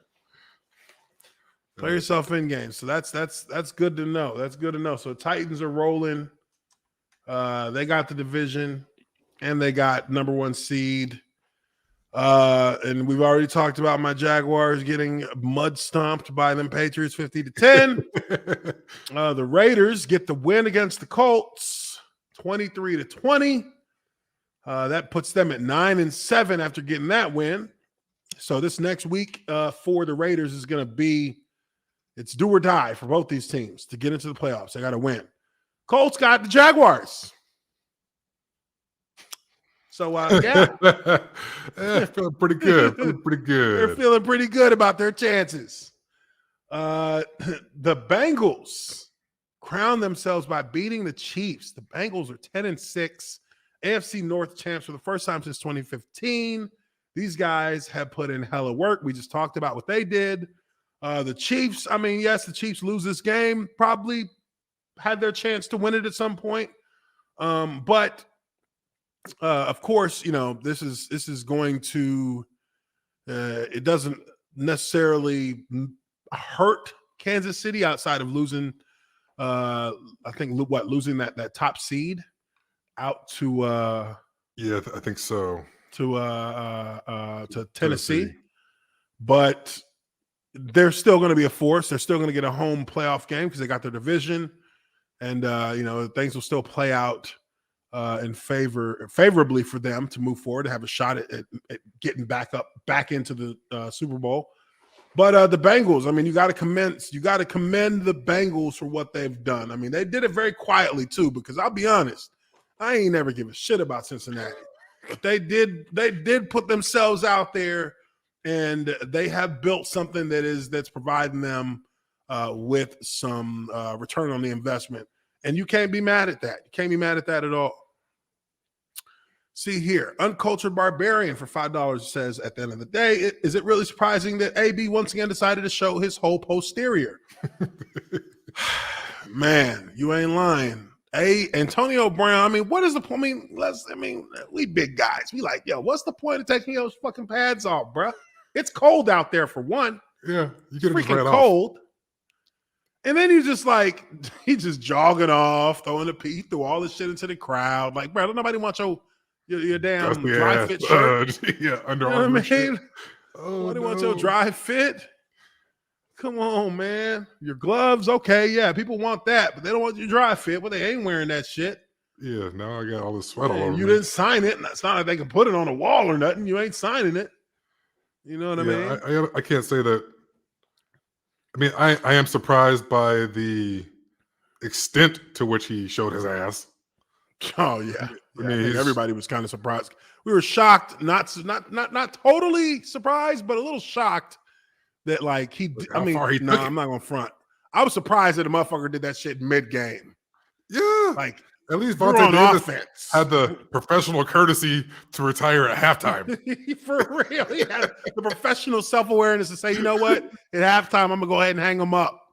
And we were all blown away by that. Like, what the fuck? Now, this is Halftime, you just quit. Like, fuck it. Hey, Okay. at least, if anything, run off with your pads on so you can save face later. Oh, I had to take a shit. Something. You know what I mean? But I mean, you just burned the whole fucking He burned bridge, the whole city, damn bridge down. you burned yourself down. God dang. My goodness. All right. Let's see here. Giants get slammed by the Bears. The Bears did just enough once again to likely get Matt Nagy another year as the head coach, which is such a bloody shame because they scored 29 points. All because they scored 29 points. That's Justin Fields. They did more damage to the franchise than they probably could have imagined right now. Yeah, he might need to pull Trevor Lawrence too. Ooh. You also don't want to get a reputation. He might need to have some words. Huh? So you also don't want to get the reputation of a coach killer. Yeah, you don't want to get the rep as a coach killer, but I mean, if you got the ear of ownership, then you might as well. I would. Yeah, we'll give you one free pass. Try and make sure, do what you can to get the team set up. One free pass. I mean, and again, it kind of brings us back to the whole Jacksonville thing. Like Jacksonville, the owner of Jacksonville, Shad Khan, he's not a football guy. So it's like he doesn't really know football. He doesn't really know what – maybe he knows, but he just doesn't understand how truly important it is to have certain pieces in place that understand the game a certain kind of way. And that really is detrimental to the franchise over the long run. So sometimes it does take a player actually standing up who gets it and says, this is what we need to fucking do. Yeah. So Justin Fields might be thinking about doing that himself here soon. Bills 29-15 over the Falcons. The Bills, obviously, even with the 10-6 record right now, they've got to feel disappointed a little bit in how this season is finished up. I mean, this was a team that's supposed to be in control of this division, the NFC East, with little to, it's supposed to be their division. Yeah, I'm sorry, AFC East. They're still going to take it home, but it should have been cleaner than this.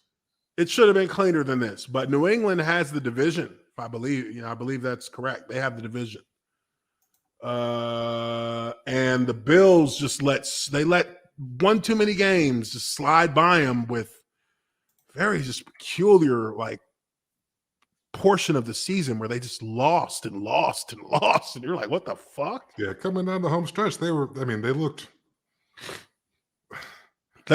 feeble, very inconsistent at times. I mean, downright, yes.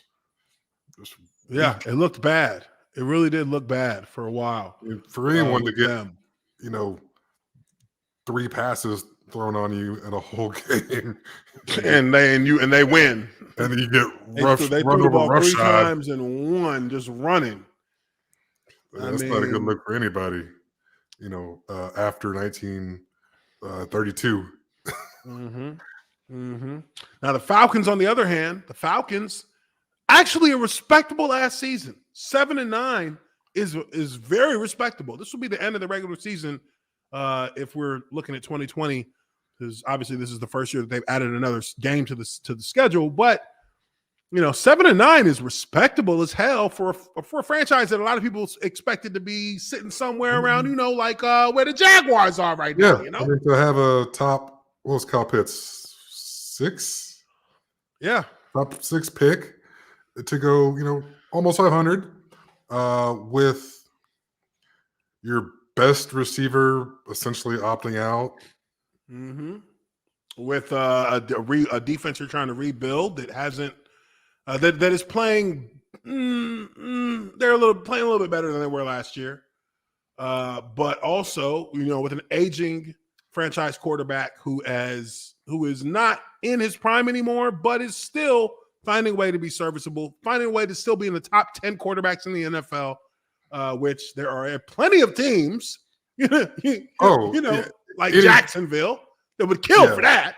I mean, 25 teams would kill for Matt Ryan. Yeah, absolutely. So the Falcons haven't laid it down. They've done a pretty decent job at reloading what they can, and not going full rebuild, but going mid-tier upgrade. So now they're they'll probably look to build on this in the next year's draft. And, if it means replacing Matt Ryan, then, we know that they'll cross that bridge once they get to it. But regardless of that, they've got a foundation to build on. And that is that's the least you can ask for when you're in these kind of situations. Is to just get a foundation set. So that's good for the Falcons. The Niners, they had a hell of a turnaround this season. Getting 9 wins thus far, 9-7, beat the Texans 23-7. I, for one, thought that the Texans could have potentially had an upset on their hands, but that was a folly, and no, that they did not. The Texans are another franchise which, honestly, with 4 wins, they did better than I thought they would. Still, I didn't see that coming. They still did better than I thought they would. This is a team of nobodies. I can't name you a single person on the Houston Texans. Yeah, this was fire except for Deshaun Watson, and he's not playing. Yeah, this is miraculous. They got 4 wins. I mean, that's 4 wins out of that shit. Yeah, they pulled 4 wins out of it. Which is crazy. Broncos, Chargers. Success for David Culley. I hate to see any first-time head coach, get a fucking hand like this. Hellhole. But no one deserves that, man. Chargers beat the Broncos 34-13. The Broncos have made some costly mistakes from a philosophical standpoint, in my opinion, over the past month, when they had a little bit of momentum behind them. They kind of squandered it, and then they had some injuries hit them. Then they had the COVID bug hit them, and things just kind of fell apart from there. The Chargers kind of were dealing with similar things. This was the team that looked like they were on the way to being one of the top teams in the AFC, period. And they had some growing pains happen to them as well, but they got some things back in order. Justin Herbert has limited his turnovers in the last month, and now they're 9-7, and they're looking at a playoff spot going into the last week of the season. They get the win 34-13 against the Broncos. Saints. Wow. The Saints have had a very just bizarre season. Just a very bizarre season. They haven't really had anybody at the position of quarterback that's been worthy of truly taking the mantle from Drew Brees. I would say Jameis Winston is probably still the closest thing to that, but they didn't have him very long.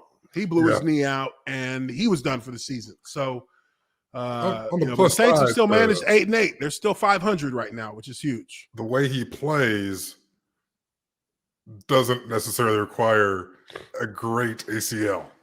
Like, he can come back next year and be fine with the way he plays. Yeah. We're not. Nobody's asking him to run or scramble around or do anything like that.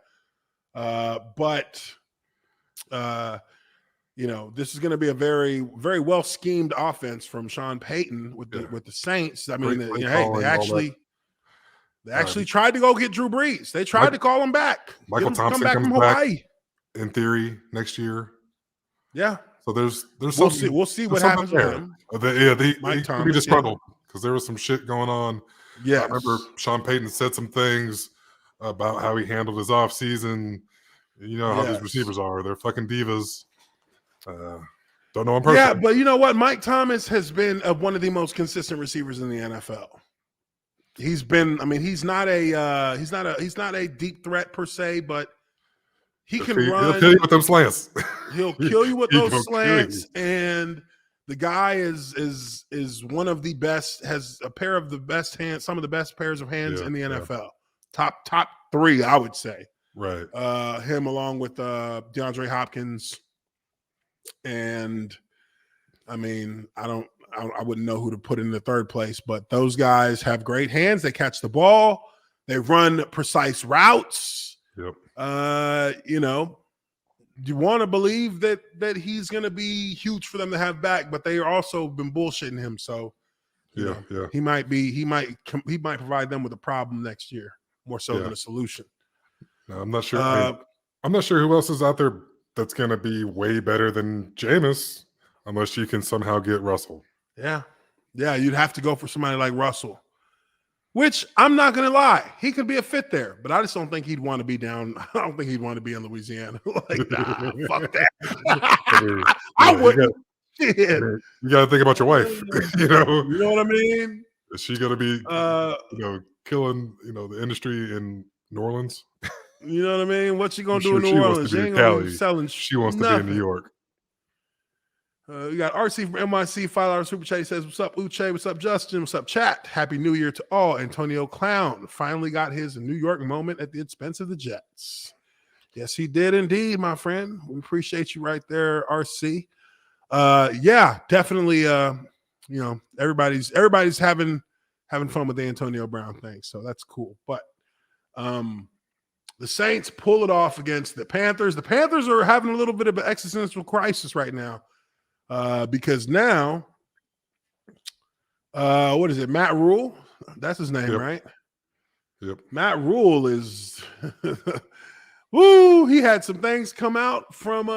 We had some things come out from Carolina that spoke directly about him. In that, the owner of the Panthers came out and said he is fucking embarrassed about the money he is paying this head coach to be this garbage. Let me pull him up here. Yeah. Dude, this shit was hilarious. The owner of the franchise. But what made you think that he was going to be amazing year one? I mean, he did turn around. Year two. This is like year 2 or 3. I'm sorry, year 2. He did turn around, Temple and Baylor, but those were 3-4 year projects, I feel.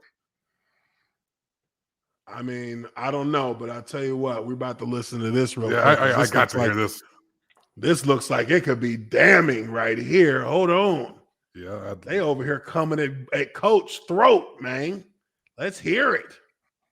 Holy shit. Whoops.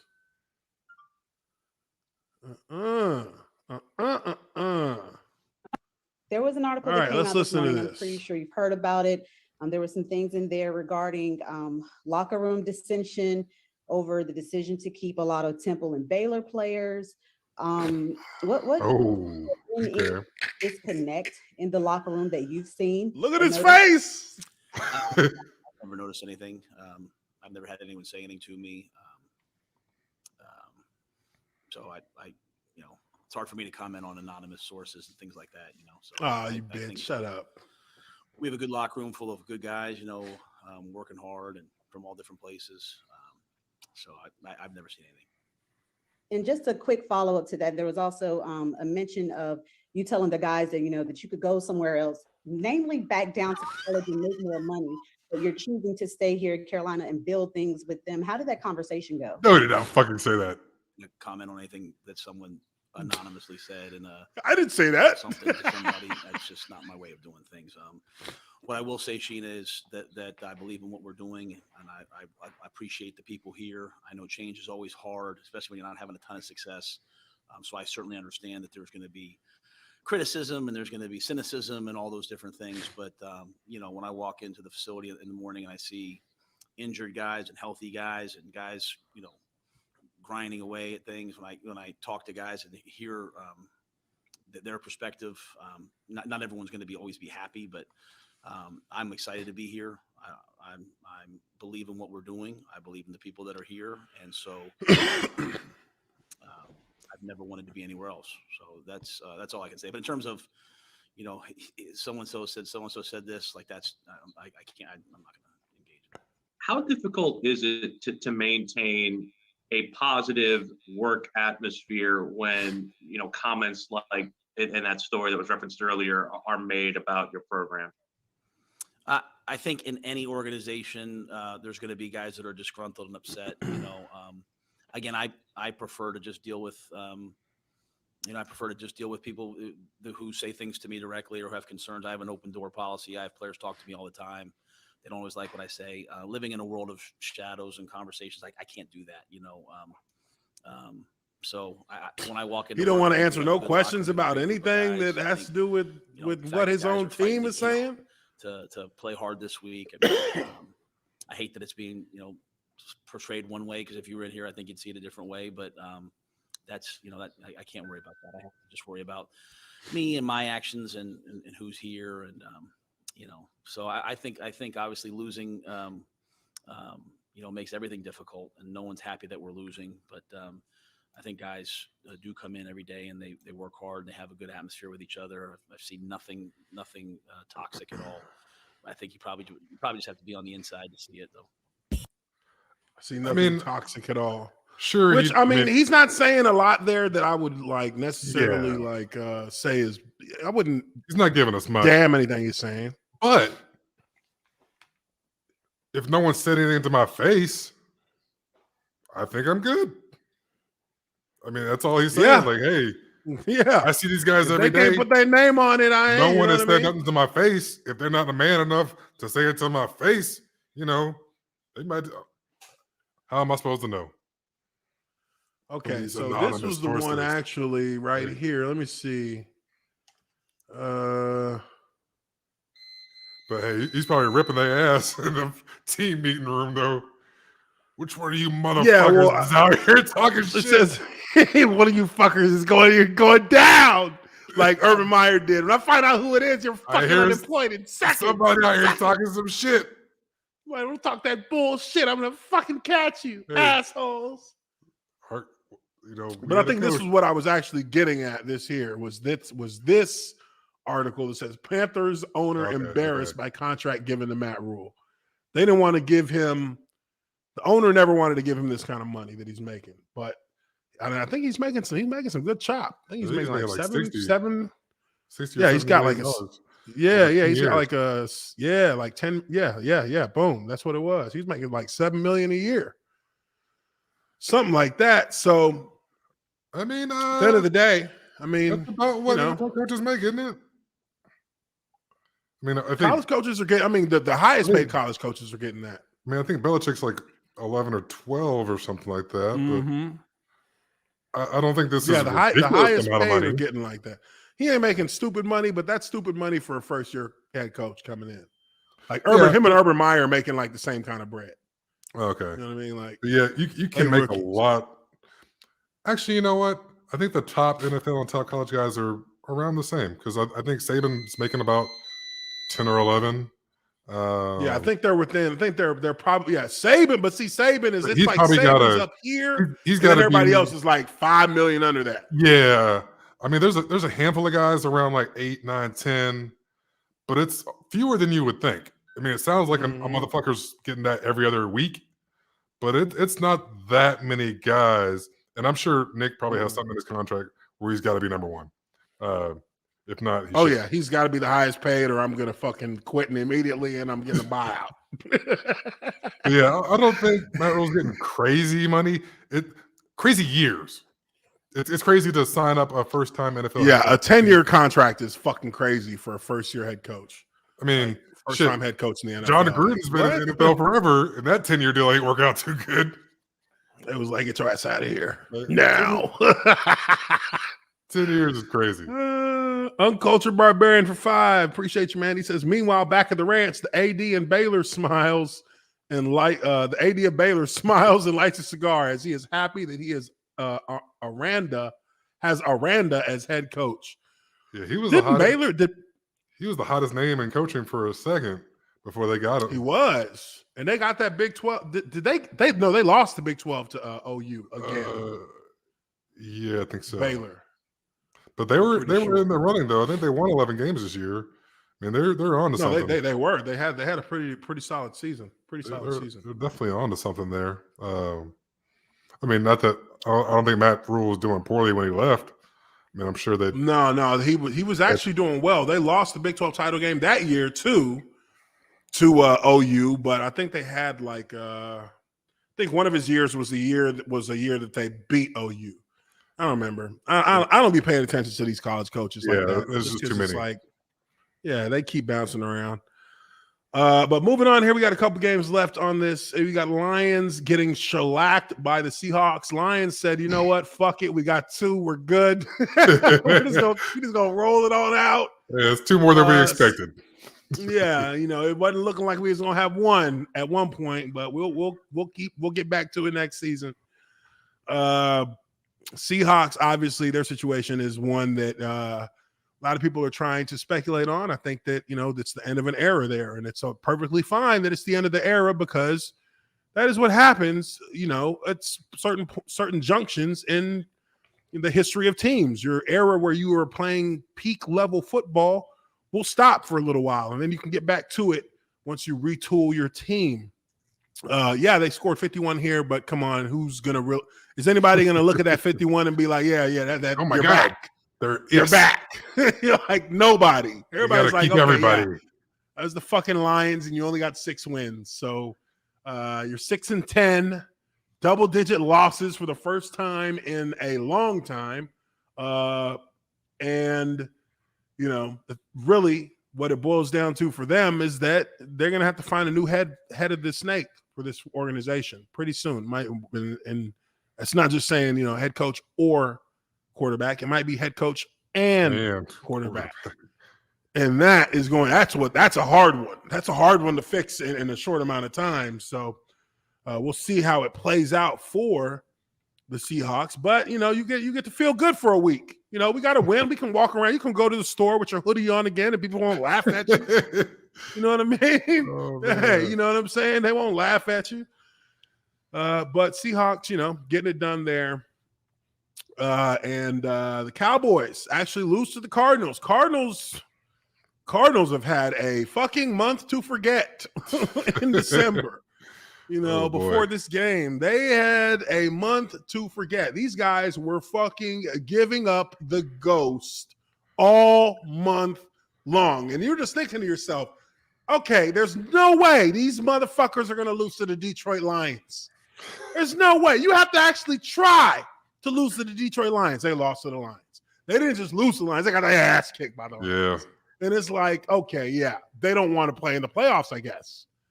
But the Cowboys get the win. They eke it out over the Cowboys 25-22. Cowboys don't give a fuck. They won the division last week. This shit don't mean nothing to them no more. They can't go no further up, no further down. Yeah. No matter. Here we are. And finally, the Vikings don't give a shit about the quarterback we just drafted. The Minnesota Vikings lose big time to their rivals, the Packers, 37-10. Packers 13-3. Packers looking like a favorite. Do I buy it fully?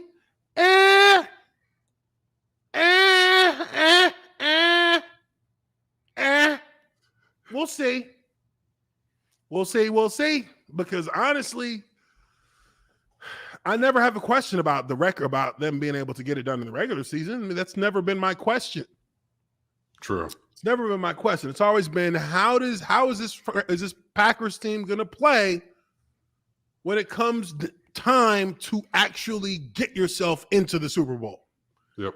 Because that has been where they have fallen and have fell short numerous years in a row. For whatever reason, maybe because of the players that they have the players that they had at the time in Green Bay, maybe because of, this or that. But regardless, the Packers have failed to get over that hump for multiple years on multiple years. So while I do believe that they are the cream of the crop as far as a team of altogether dangerous team in the NFL, they're at the top of that list. But this playoff season is not the regular season. Playoffs are a different season, and each playoff game, in and of itself, is a different season within a different season. So you have to have a certain level of execution that is consistent throughout the entire game in order to give yourself the best shot to win. And a lot of times, from what we've seen with this Green Bay team, is once they get to that certain point, they start making mistakes. So, is this the year, the last dance with Aaron Rodgers and what's to be the end of the quote unquote dynasty that never existed because they only won one Super Bowl back in 2010? Is this the end of it for them? Yeah, it is the end of it. Once this season is over with, these motherfuckers are getting blown the fuck up. This whole squad is going to lose all of its big pieces. It's just going to happen. But If they can get it done this year, then I think Aaron Rodgers leaves with the legacy intact. I think if they don't, I don't think his legacy stays intact, because you didn't do any better than Brett Favre did for the franchise. In the eyes of the public opinion, looking at the bigger picture, they'll say Brett Favre had one Super Bowl, Aaron Rodgers had one Super Bowl. Yeah. After that one Super Bowl, they didn't do shit again. Right. Even though his numbers are... The numbers can be whatever they are. Those will be broken soon enough. Better. But the Super Bowl trophies are... the number that matters. Yes, exactly. That's the number that matters the most. And unless he does that to get 2, then he will be, to a certain extent, he will be a parallel to Brett Favre, but he won't be overshadowed, but he'll be a parallel, of course, to Brett Favre, because, in that first, 5-6 years that he was the quarterback, they got a championship. And you expect to get more because it's so early in his career to get that. Yeah. And it didn't happen. So, at least you're not Dan Marino. We can say that. Damn. I'm sorry, Miami fans.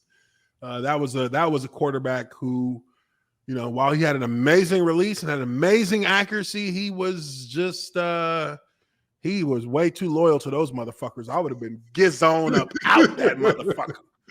Oh, man. I'm gone.